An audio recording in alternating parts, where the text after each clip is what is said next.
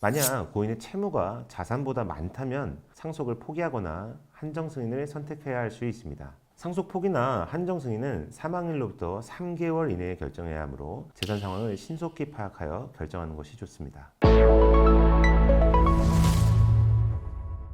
안녕하세요. 법무민 백송의 윤재현 변호사입니다. 지난 시간에는 고인의 임종부터 장례식장까지 장례를 준비하는 절차에 대해서 안내해드렸는데요. 누군가를 떠나보낸 슬픔과 장례식으로 지쳤던 몸이 조금 회복되었다면 고인의 재산과 채무에 대하여 파악하고 이에 대해 상속 절차를 밟게 됩니다. 오늘은 상속 재산을 파악하고 상속을 진행하는 절차에 대하여 설명드리도록 하겠습니다.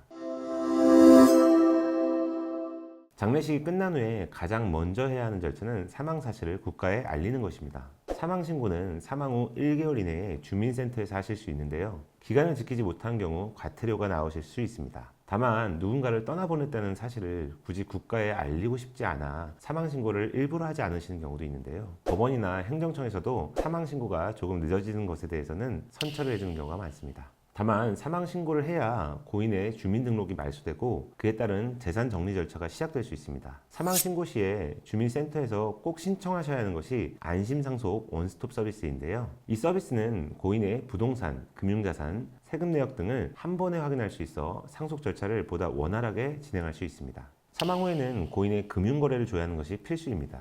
금융감독원의 상속인 금융거래 조회 서비스를 이용하면 고인의 금융채무 및 자산 내역을 확인할 수 있습니다. 반드시 금융감독원에 가셔야 하는 것은 아니고요. 시중은행이나 일부 보험사에서도 신청이 가능합니다. 금융감독원 홈페이지에 신청서 접수가 가능한 기관들이 자세히 나와 있으니 참고하시면 되겠습니다. 아직은 온라인으로는 신청이 불가능하고 방문하셔야 신청을 하실 수 있습니다. 고인의 기본증명서, 가족관계증명서, 상속인의 신분증을 지참하시면 되겠습니다. 다만 금융감독원에서 제공하는 자료는 잔액과 가입 내역만 알 수 있기 때문에 과거의 전체 거래 자료를 파악하기 위해서는 개별 금융기관에 다시 방문하셔서 신청하셔야겠습니다. 안심상속 원스톱 서비스와 금융거래 조회 서비스를 이용해서 부동산, 차량, 금융자산을 모두 파악하셨다면 기존에 알고 있는 채권 채무 관계까지 모두 정리를 하셔야 합니다. 상속은 고인의 자산뿐 아니라 채무도 상속받게 되기 때문에 개인 간 거래까지 꼼꼼히 파악을 하셔야겠죠. 만약 고인의 채무가 자산보다 많다면 상속을 포기하거나 한정 승인을 선택해야 할 수 있습니다.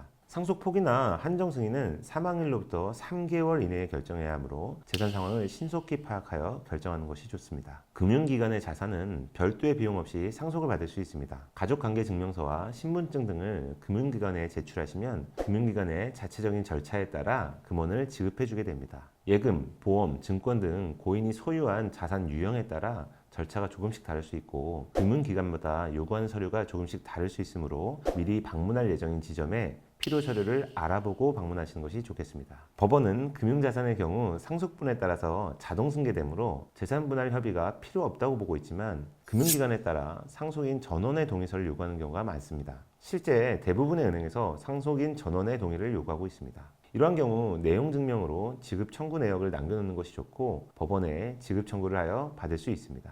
고인의 휴대폰 요금, 신용카드 결제, 보험료 등 고정적으로 나가던 지출을 정리하는 것도 필요합니다. 계좌 내역과 신용카드 거래 내역을 보면서 매월 또는 분기 내지 반기마다 고정적으로 지출되던 항목이 있다면 해당 회사에 전화하시거나 방문하셔서 거래를 종료시키면 되겠습니다. 이러한 항목들을 놓치면 불필요한 지출이 계속되고 나중에 다시 상환받기 위해서는 복잡한 절차가 있을 수 있으니 가능한 빠르게 정리하는 것이 좋습니다. 상속인들은 전체 합의로서 상속재산 분할 협의를 해야 합니다. 상속인들 중 일부라도 빠진 경우 분할 협의는 무효가 되게 됩니다. 상속받을 사람이 피상속인보다 먼저 사망한 경우에 그 배우자와 자녀가 있다면 상속분을 대신하여 상속을 받게 됩니다. 이를 대습상속인이라고 합니다. 양자나 대습상속인들이 있는 경우에는 이들도 모두 함께 협의가 되어야 하겠습니다. 상속재산분할 협의가 완료되었다면 사망일이 속한 달의 말일부터 6개월 이내에 부동산의 상속등기, 즉 소유권 이전 등기를 하여야 하고 상속세 신고와 납부를 완료해야 합니다. 한편 상속인들이 많이 놓치는 것이 고인의 사망 전 10년간의 사전증여 내역도 상속세 계산에 포함된다는 것인데요. 이것 때문에 세무조사에서 많이 문제가 생기게 됩니다.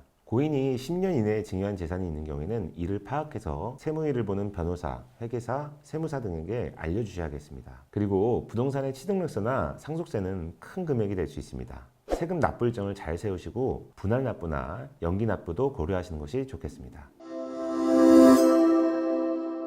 오늘은 장례식이 끝난 후에 유족들이 고인의 재산을 파악하고 소유권을 이전받는 절차에 대해서 설명해 드렸습니다. 1개월 내에 사망신고, 3개월 내에 상속 포기 및 한정 승인, 그리고 6개월 내에 상속 등기 및 상속세 납부는 매우 짧은 일정입니다. 전문가와 잘 협의하셔서 이러한 일정을 놓치시는 경우가 없기를 바라겠습니다. 영상이 도움이 되셨다면 구독과 좋아요 그리고 알림 설정도 부탁드리고요. 다음 시간에는 상속과 관련된 분쟁에 대해서 설명드리겠습니다. 감사합니다.